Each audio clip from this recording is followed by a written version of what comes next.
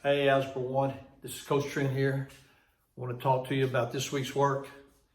It's going to be Unit 2, homework number 4 that we're doing today, or this week. So let me talk to you real quick. It's about proportions, is the name and the title of your work.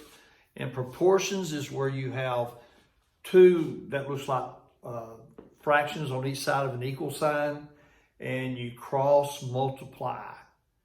And then you work it out. You solve for the variable.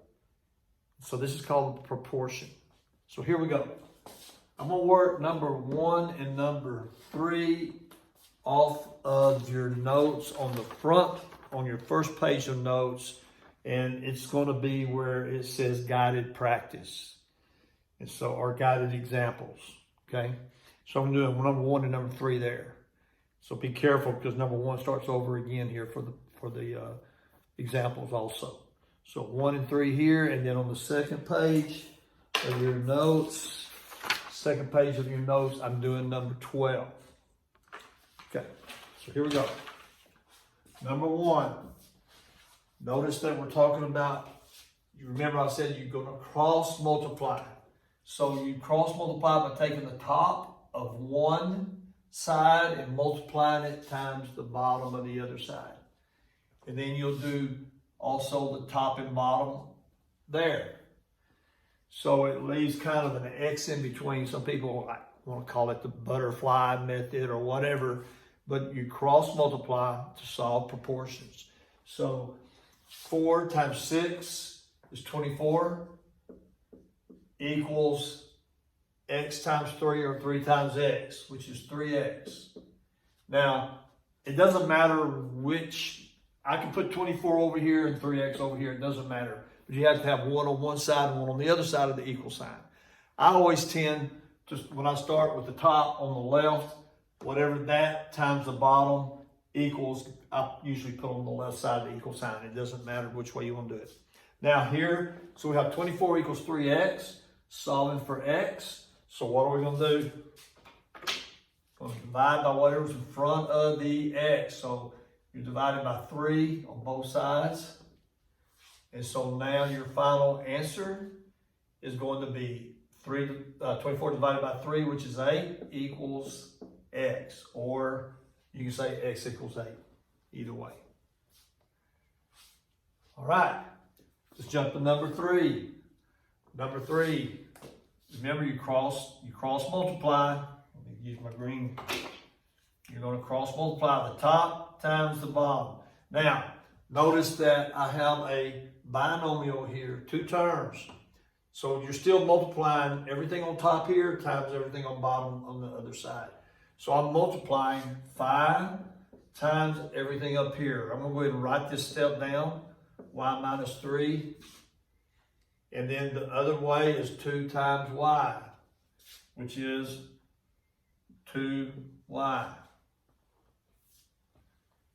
All right, then I'm going to go ahead and remember whenever you have parentheses, you got to take care of that before you go any farther. It's called the distributive property.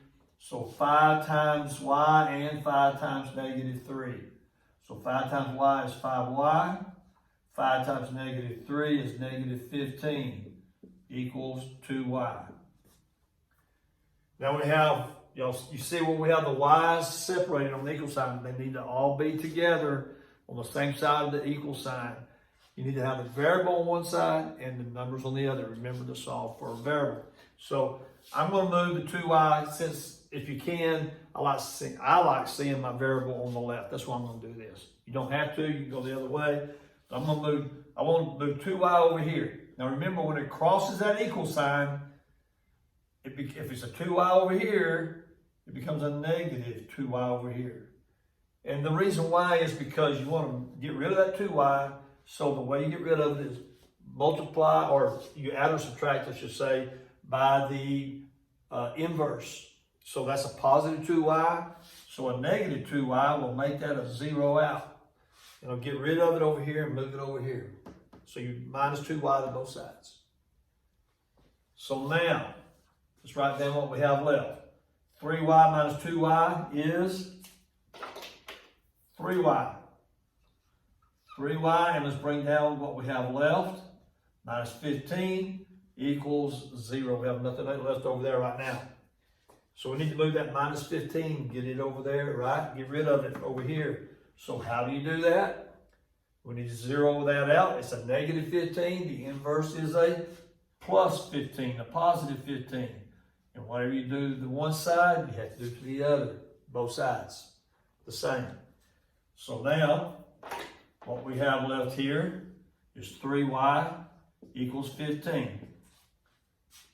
Now, you're going to solve for the y by dividing by whatever's in front of the y, 3.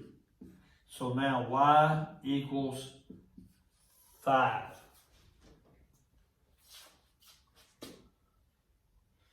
All right. Now this step right here, I don't feel like you necessarily have to show that step. You can jump from there to this step.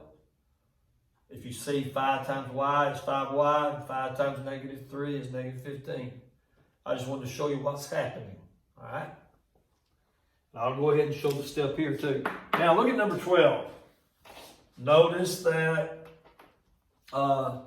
this has a binomial here and there, 2 terms on both sides. So that means we're going to be multiplying 4 times all of this and 9 times all of that. Remember, you cross multiply. So let's go ahead. It may be good to write this step because it might help you see it. So 4 times h minus 6 equals 9 times h plus 9.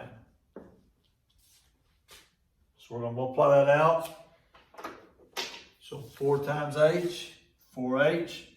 4 times negative 6 is a negative or minus 24. And now over here, you're going to do the same thing. So you get 9h plus 81. 9 times 9 is 81. Again, we've got to get our variables. Now I'm going to move my variables to the left just because that's the way I like to see it. So I'm going to move that 9h over here. It's a plus. So what's it need to be? I need to do what? Minus. Because I need to zero that out. But if I do it over here, you got to do it over here too. So we get 4h minus 9h is a negative 5h. Bring down the minus 24 equals 81. All right, now we have a number over here. The variable, we need to isolate the variable. We want it to be h equals down at the bottom. So that minus 24 needs to go over across to the other side of the equal sign. So the inverse of minus 24 is plus 24. Both sides of the equal sign. So now I have a negative 5h equals 81 plus 24. It's going to be 105. Doing good? All right. So now we're going to solve for h by dividing by negative 5. So h is going to equal a negative 21. Okay. If you have any questions, you know what to do. Contact me. I'll answer them as quick as I possibly can. Be good and have a good week.